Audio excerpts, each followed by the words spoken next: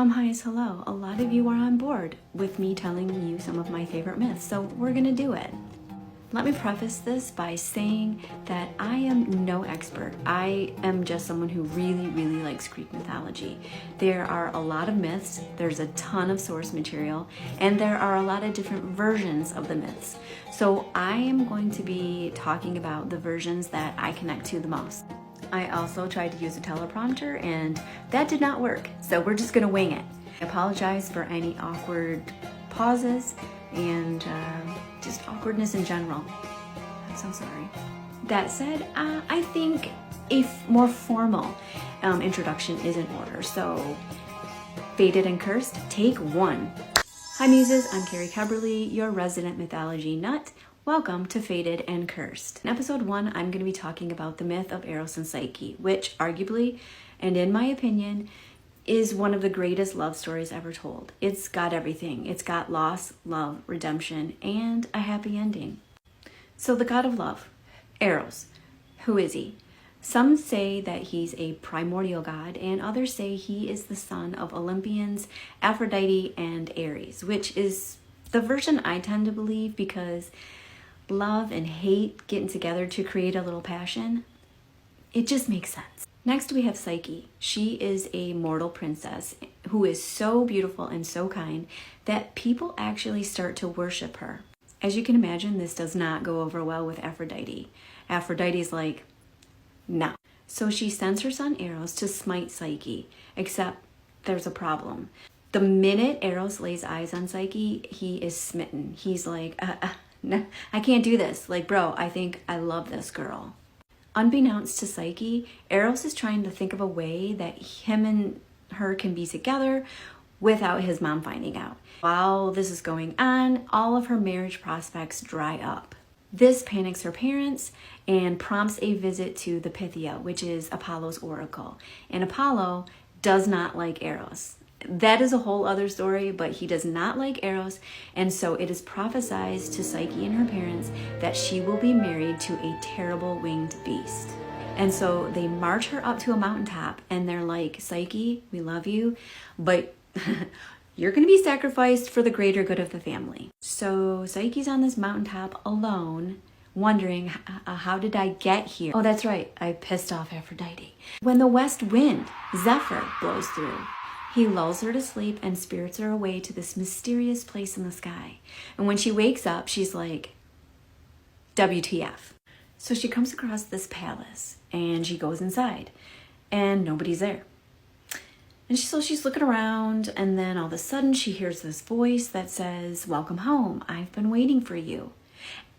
At this point, she's like, no, seriously, what is going on?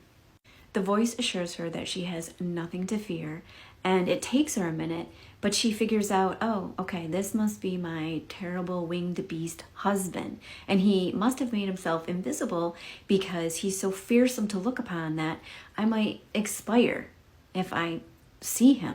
Long story short, she has nowhere else to go. So she has to stay at this palace with this disembodied voice speaking to her.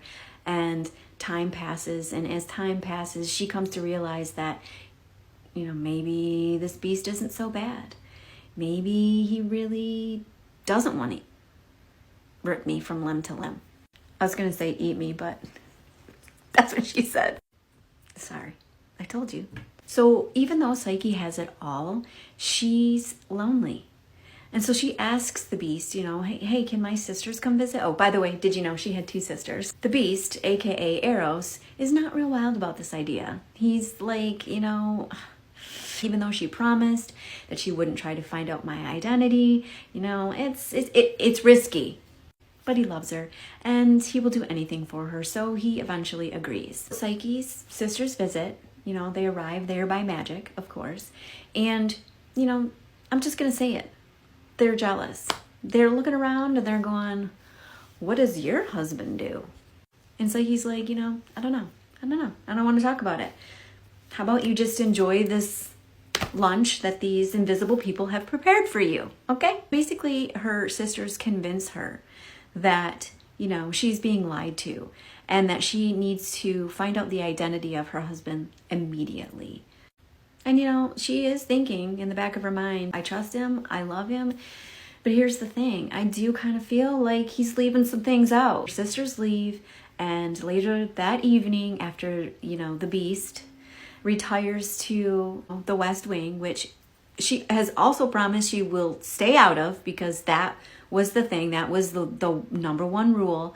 You know, you can have anything that you want, just don't go into the West Wing, okay? Because that's where the beast hangs out, and you're not allowed in there. But of course, Psyche can't stop thinking about it, and so she's like, I'm gonna find out.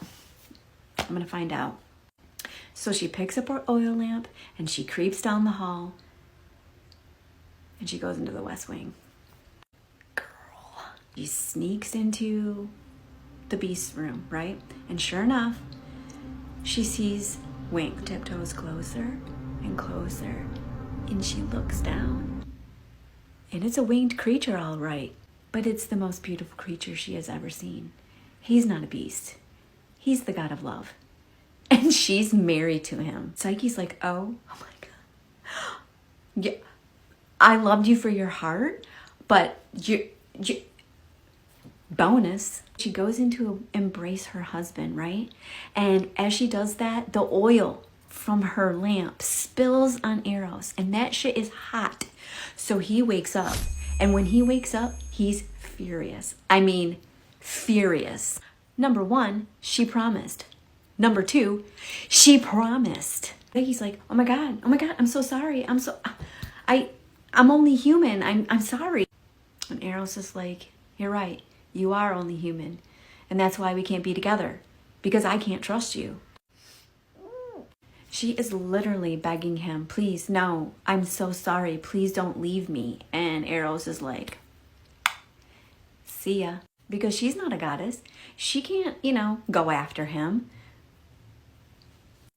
So Eros goes flying off into the sunset and leaves Psyche there alone and devastated. And that's where I'm going to end part 1. So join me for part 2 to find out which unlikely person Psyche has to turn to in order to reunite with her one true love. Thanks for watching. This is harder than I thought. Oh, this chair's uncomfortable. Oh, you can do this. You can do it. You can.